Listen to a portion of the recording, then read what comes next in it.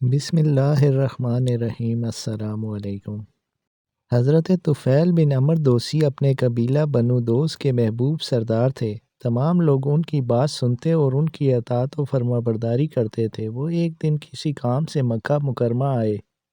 جب شہر میں داخل ہوئے تو سرداران قریش نے انہیں دیکھا اور ان کے گرد جمع ہو گئے۔ انہوں نے ان سے پوچھا، تم کون ہو؟ انہوں نے بتایا کہ میں قبیلہ بنو دوس کا سردار طفیل بن عمر ہوں۔ انہوں نے آپس میں ایک دوسرے کو معنی خیز نگاہوں سے دیکھا۔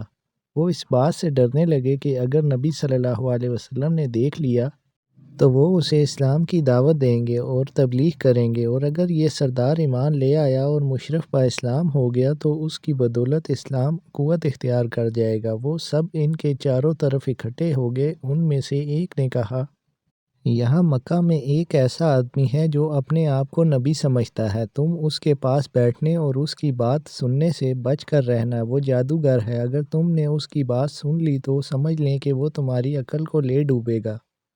ان میں سے ایک سردار گویا ہوا اور اس نے بھی پہلے جیسی ہی باتیں کی۔ تیسرے نے ان دونوں میں سے کچھ زیادہ باتیں کی۔ ان سب نے نبی اکرم صلی اللہ علیہ وسلم کے خلاف خوب پروپیگنڈا کیا۔ حضرت طفیل بن عمر کہتے ہیں، اللہ کی قسم وہ مجھے نبی کریم صلی اللہ علیہ وسلم سے ڈراتے رہے حتیٰ کہ میں نے اپنے دل میں یہ عہد کر لیا کہ آپ صلی اللہ علیہ وسلم کی کوئی بات ہرگز نہیں سنوں گا، بلکہ میں نے کانوں میں روئی ٹھونس لی تاکہ آپ صلی اللہ علیہ وسلم کے پاس گزرتے ہوئے غیر ارادی طور پر بھی آپ صلی اللہ علیہ وسلم کی کسی بات کا کوئی لفظ میرے کانوں میں داخل نہ ہونے پائے۔ صبح میں مسجد حرام کی طرف گیا، کیا دیکھتا ہوں کہ رسول اللہ صلی اللہ علیہ وسلم کعبہ شریف کے پاس کھڑے نماز پڑھ رہے ہیں۔ میں آپ صلی اللہ علیہ وسلم کے قریب ہی کھڑا ہو گیا۔ میرے لاکھ نہ چاہتے ہوئے بھی اللہ نے مجھے آپ صلی اللہ علیہ وسلم کی زبان مبارک سے نکلنے والے کلام کے بعض کلمات سنا دیے۔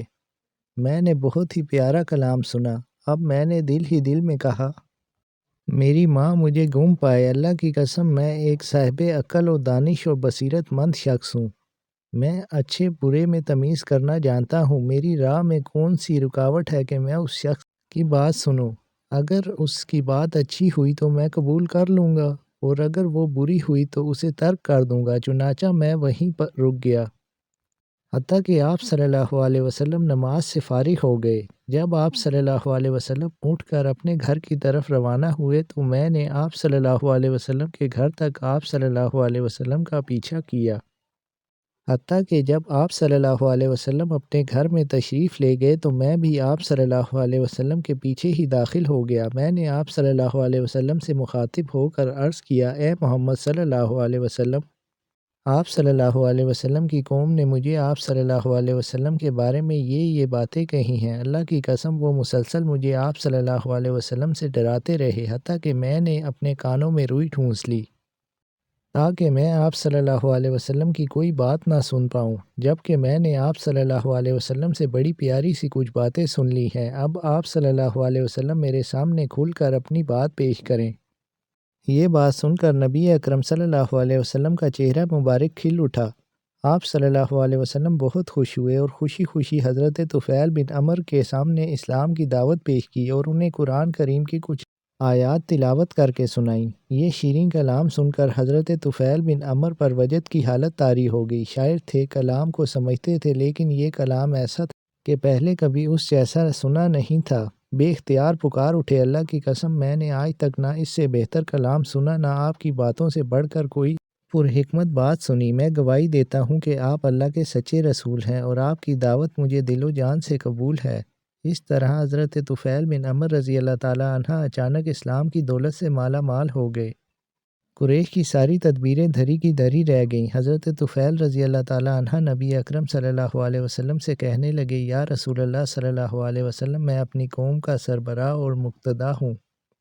وہ سب میری اطاعت و فرما برداری کرتے ہیں۔ اب میں لوٹ کر ان کی طرف جا رہا ہوں اور انہیں اسلام کی دعوت دوں گا۔ اب حضرت طفیل رضی اللہ تعالیٰ عنہ مکہ مکرمہ سے نکلے اور بڑی تیزی کے ساتھ اپنی قوم کی طرف روانہ ہو گئے۔ ان کے دل میں دین اسلام کی نشر و اشاعت کا جذبہ موزن تھا۔ وہ راستے میں آنے والے پہاڑوں کو سر کرتے جا رہے تھے اور سامنے آنے والی وادیوں کو پار کرتے گئے، یہاں تک وہ اپنی قوم کے علاقے میں پہنچ گئے۔ جب وہ اپنی حویلی میں داخل ہوئے تو سب سے پہلے ان کے پاس ان کے والد آئے۔ وہ عمر رسیدہ بوڑھے تھے۔ حضرت طفیل رضی اللہ تعالیٰ عنہ نے انہیں دیکھتے ہی کہا، ابا جان، اب میرا اور آپ کا راستہ الگ الگ ہے، میں آپ کا کچھ نہیں لگتا اور آپ میرے کچھ نہیں ہیں۔ والد نے کہا، بیٹا یہ سب کس لیے ہے؟ حضرت طفیل رضی اللہ تعالیٰ عنہ نے فرمایا، میں مسلمان ہو گیا ہوں اور میں نے حضرت محمد صلی اللہ علیہ وسلم کے دین کی اتباع اور پیروی شروع کر دی ہے۔ ان کے والد نے کہا، بیٹا میرا دین بھی وہی ہے جو تیرا دین ہے۔ حضرت طفیل رضی اللہ تعالیٰ عنہ نے ان سے مطالبہ کیا کہ اگر یہی بات ہے تو جائیں غسل کریں اور دھلا ہوا پاک لباس پہن کر آئیں، تاکہ میں آپ کو بھی وہ تعلیمات سکھاؤں جو میں سیکھ کر آیا ہوں۔ ان کے والد گرامی گئے، غسل کیا اور پاکیزہ لباس پہن کر آ گئے۔ اب حضرت طفیل رضی اللہ تعالیٰ عنہ نے انہیں اسلام کی طرف دعوت دی اور وہ مشرف با اسلام ہو گئے۔ پھر حضرت طفیل رضی اللہ تعالیٰ عنہ اپنے گھر تشریف لے گئے۔ وہاں ان کی بیوی ان کے پاس آئیں تو ان سے بھی انہوں نے وہی بات کہی کہ مجھ سے ہٹ کر رہیں، آج سے میری اور آپ کی راہیں الگ الگ ہیں، نہ میں آپ کا کچھ لگتا ہوں اور نہ ہی آپ میری کچھ لگتی ہیں۔ انہوں نے عرض کیا، میرے ماں باپ آپ پر نثار ہوں، آخر وجہ کیا ہے؟ انہوں نے فرمایا کہ میرے اور آپ کے مابین اسلام نے تفریق و علیحدگی کر دی ہے، اس لیے میں نے حضرت محمد صلی اللہ علیہ وسلم کا دین اختیار کر لیا ہے۔ اس پر انہوں نے بھی کہا، میرا دین تو وہی ہے جو آپ کا ہے۔ اس پر حضرت طفیل رضی اللہ تعالیٰ عنہ نے انہیں بھی حکم دیا کہ جاؤ غسل و طہارت کرو اور اس کے بعد میرے پاس واپس آؤ۔ وہ اسی وقت اٹھیں اور روانہ ہو گئیں۔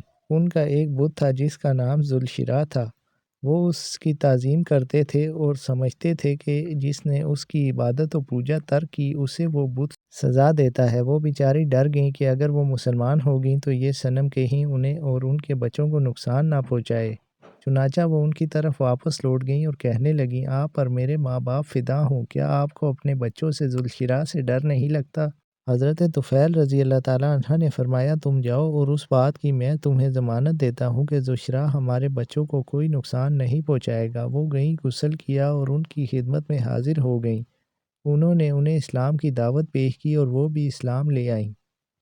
اب حضرت طفیل بن عمر رضی اللہ تعالیٰ عنہ نے اپنی قوم کے لوگوں میں ادھر ادھر چکر کاٹنے شروع کیے، گھر گھر جا کر لوگوں کو اسلام کی دعوت پیش کی، ان کی مجلسوں اور بیٹھکوں میں جا نکلتے، ان کے راستوں میں ان سے ملتے، لیکن انہوں نے اسلام لانے اور ذوالشراء کی پوجا چھوڑنے سے انکار کر دیا۔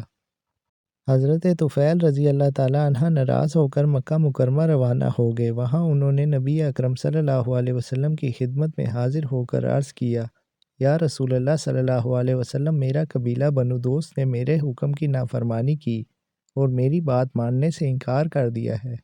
یا رسول اللہ صلی اللہ علیہ وسلم، آپ ان کے لیے بددعا کریں۔ یہ سن کر نبی کریم صلی اللہ علیہ وسلم کے چہرہ مبارک کا رنگ متغیر ہو گیا۔ آپ صلی اللہ علیہ وسلم نے دونوں ہاتھ آسمان کی طرف اٹھا دیے۔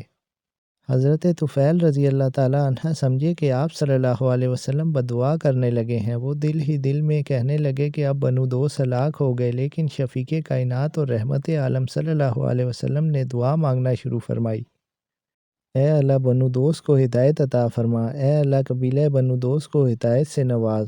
پھر آپ صلی اللہ علیہ وسلم حضرت طفیل رضی اللہ تعالیٰ عنہ کی طرف متوجہ ہوئے اور انہیں حکم فرمایا، اپنی قوم کی طرف لوٹ جاؤ اور انہیں اسلام کی دعوت دو، لیکن دعوت و تبلیغ کا یہ کام بڑے پیار اور نرمی سے کرنا۔ چنانچہ وہ اپنے قبیلے کی طرف لوٹ گئے، انہیں لگاتار دعوت دیتے رہے، یہاں تک کہ قبیلے والے سب لوگ مسلمان ہو گئے۔ گردش ایام جاری تھی، کتنے ہی شب و روز گزر گئے۔